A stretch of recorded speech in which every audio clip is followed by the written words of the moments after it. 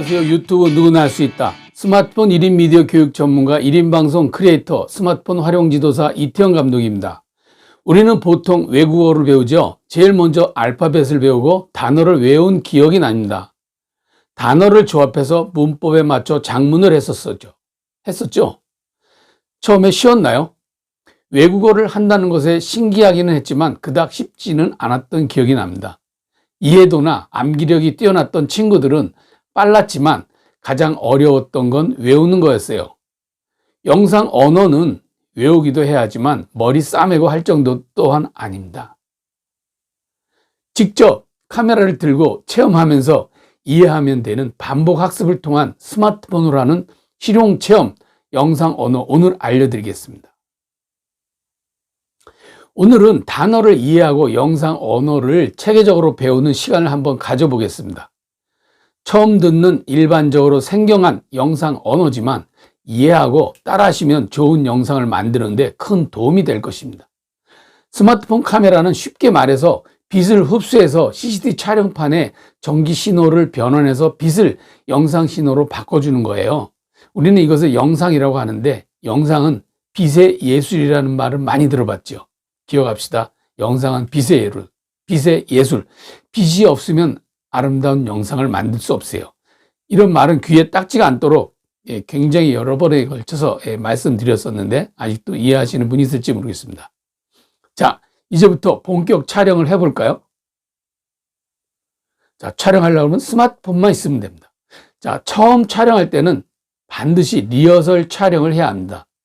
꼭 명심하십시오. 리허설 촬영입니다. 프로 카메라 감독들도 리허설을 생략하고 슈팅하는 경우는 거의 없습니다. 피사체에 바로 들이대지 않는다는 거죠. 사전에 프로 카메라들도 이렇게 리허설을 해봅니다. 출연자가 있다면 피팅 촬영도 해야 되고요.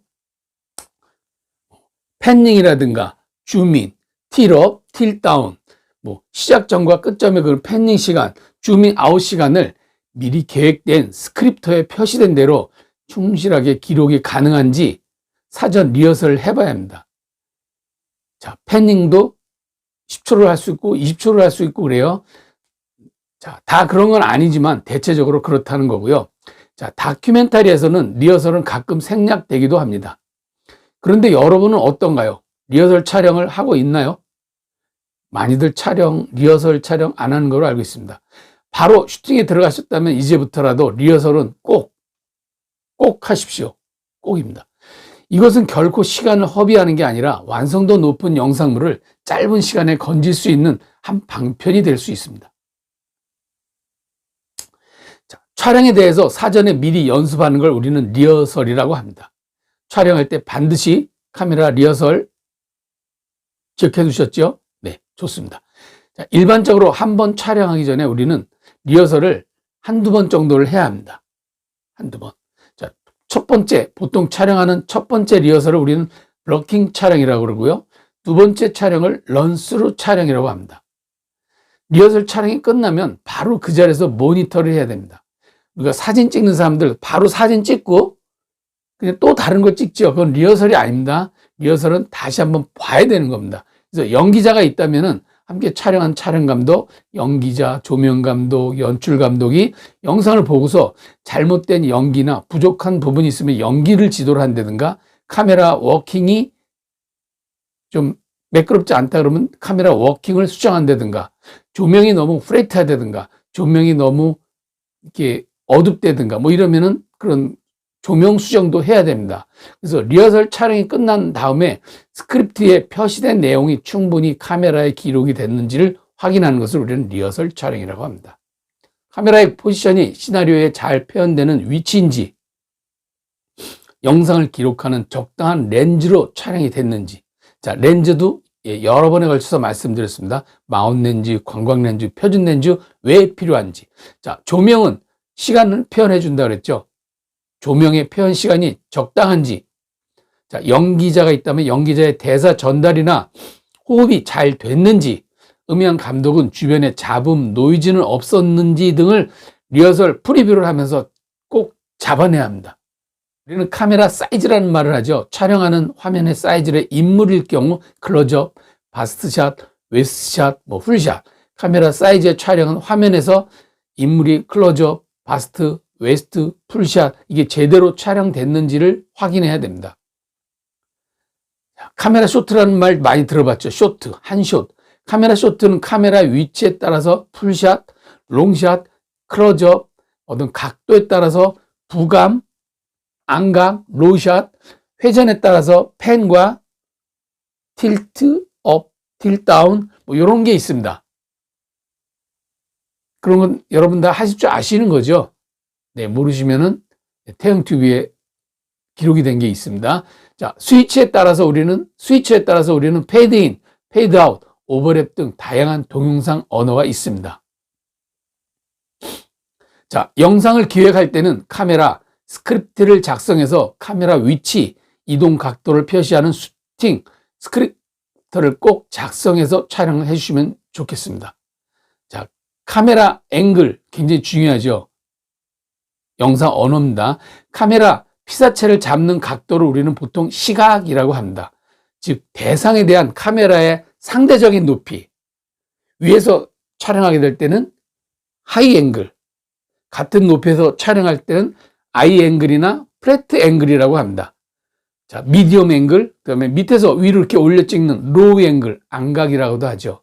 네, 이런 영상 언어를 이해하고 숙지해 놓으면은 촬영할 때 좋은 영상을 만들 수 있습니다.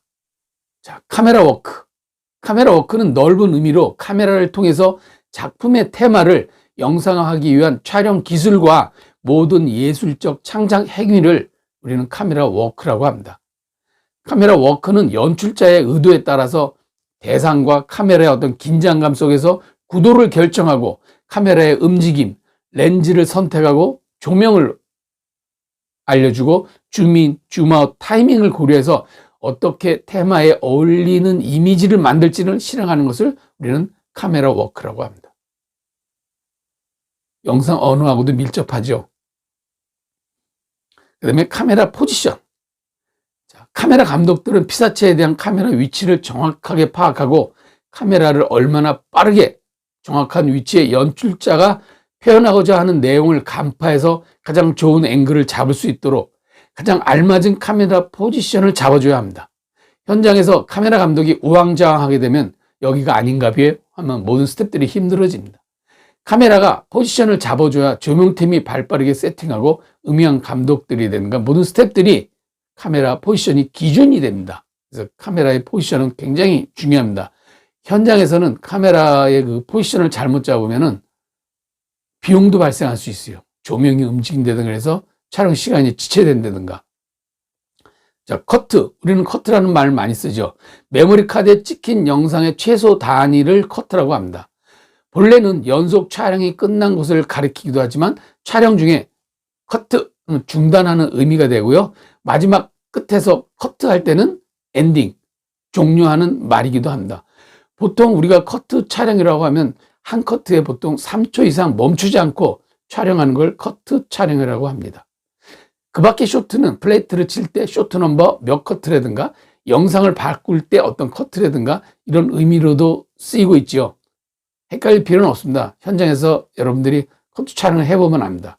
자, 편집할 때 커트라고 하는 의미는 또 달라요.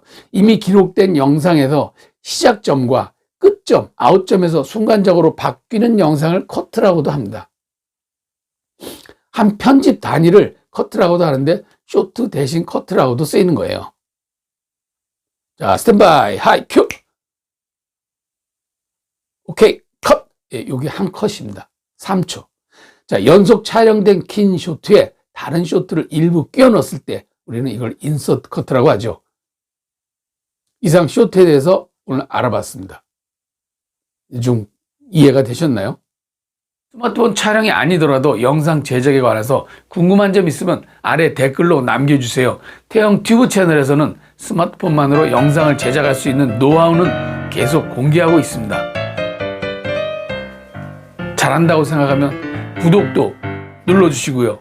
좋아요 눌러주세요.